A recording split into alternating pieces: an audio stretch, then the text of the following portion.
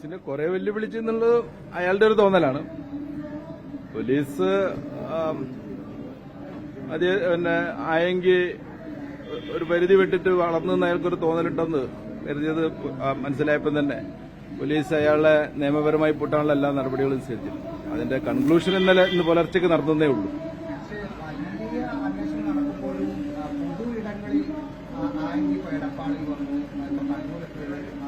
അല്ല, ഇതിനകത്ത് കുറച്ച് കാര്യമുണ്ട്. അദ്ദേഹം ബെയിൽ അപ്ലിക്കേഷൻ കൊടുത്തു.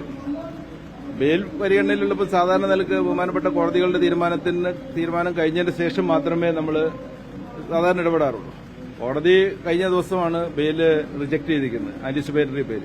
അതിനുശേഷം പോലീസ് ആക്ട് ചെയ്ത് ആ സമയത്താണ് ഇയാൾ മുങ്ങിയിരിക്കുന്നത്.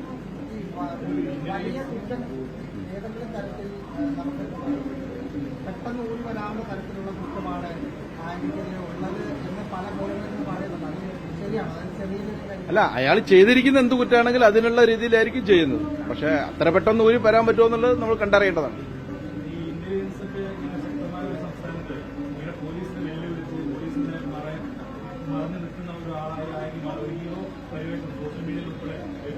അല്ല, ഇപ്പോഴെന്താണ് പരിവേഷം ഉണ്ടായിരിക്കുന്നത്?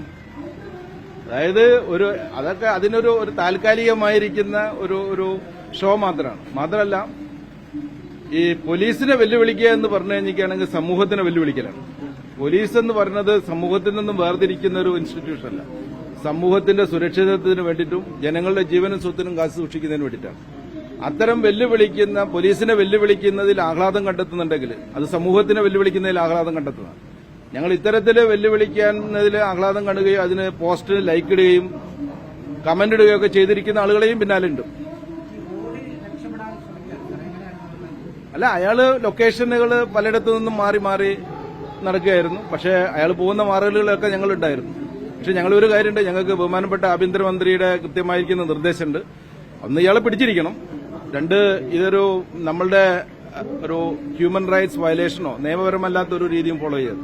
കൃത്യമായിരിക്കുന്ന നിയമപരമായിരിക്കുന്ന രീതികൾ ഫോളോ ചെയ്തുകൊണ്ടാണ് നമ്മൾ ചെയ്തത്. അതെല്ലാം അതാരോ കേരള പോലീസിന്റെ തീരുമാനമായിരുന്നില്ല. അല്ല, ഞാനിവിടെ പറഞ്ഞു അതാണ്. കാരണം ഞങ്ങള് കുറച്ചു പേരെ ഓടിക്കുകയായിരുന്നു. അത് കഴിഞ്ഞ് ഇന്ന് പുലർച്ചയ്ക്ക് 2 മണിക്കാണ് ആ മാരത്തോണിന്റെ ഒരു ഘട്ടം കഴിഞ്ഞത്. പക്ഷെ മാരത്തോൺ ഇവിടെ അവസാനിച്ചിട്ടില്ല. ഞങ്ങൾ ഓപ്പറേഷൻ ഗ്രിപ്പ് എന്ന് പറഞ്ഞ ഒരു മാരത്തോൺ ഉണ്ട്. ആ മാരത്തോൺ ഗുണ്ടകൾക്ക് പിന്നാലെയുള്ളതാണ്. അതിൽ ഇന്നലെ ഒരു 55ഓളം പേരെ ഞങ്ങൾ കസ്റ്റഡിയിൽ എടുത്തിട്ടുണ്ട്. അത് തുടർന്നുകൊണ്ടിരിക്കും. കാരണം ഈ ആയെങ്കിയല്ല, ഇനി ഒരായെങ്കിലും തന്നെ സമൂഹത്തെ വെല്ലുവിളിക്കുന്ന രീതിയിൽ ഉണ്ടാകാൻ പാടില്ല. അത്